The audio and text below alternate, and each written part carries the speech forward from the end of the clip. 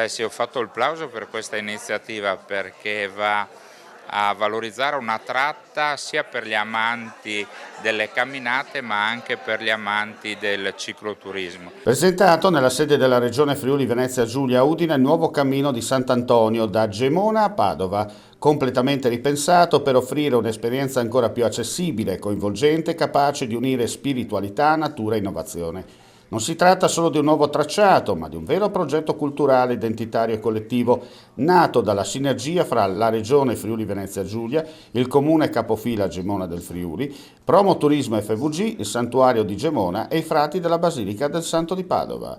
Il cammino da Gemona a Padova si rinnova con un percorso completamente rivisto sia per chi lo percorre a piedi che per chi desidera affrontarlo in bicicletta. Direi che è ciò che ci ha animato fin dall'inizio. Ricordavamo oggi che era il 2019 quando è partito tutto, insieme alla Regione, ai Frati di Padova, ovviamente al Santuario Gemonese, a Promoturismo e all'Università di Udine. Da lì è stato un crescendo, coinvolgendo anche altri cammini come San Cristoforo e la Romea Strata che ci hanno sostenuto fin dall'inizio e devo dire che devozione, fede, ma anche attenzione al territorio, alla bellezza e promozione turistica hanno camminato garbatamente di pari passo. Un itinerario che attraversa paesaggi poco noti e straordinari, dove storia, natura e fede si intrecciano in un equilibrio antico e che oggi si apre a pellegrini, camminatori e viaggiatori con un linguaggio nuovo, accogliente e essenziale. Di fatto il cammino di Sant'Antonio, tutti i cammini di Sant'Antonio nascono intorno alla festa del 13 giugno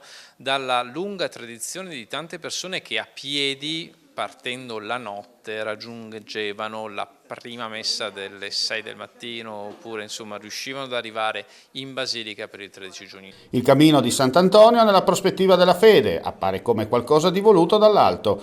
La sua realizzazione in tempi brevissimi, grazie alla sinergia tra istituzioni diverse, ne è una prova concreta. Sto promuovendo la figura di Sant'Antonio, prossimamente anche con degli incontri periodici, come già feci con San Francesco, perché lui non solo è stato un grande santo, ma anche un grande legislatore. Attraverso le sue omelie, le sue predicazioni, il comune di Gemona di quel tempo ha istituito delle leggi ben precise per la tutela dei cittadini.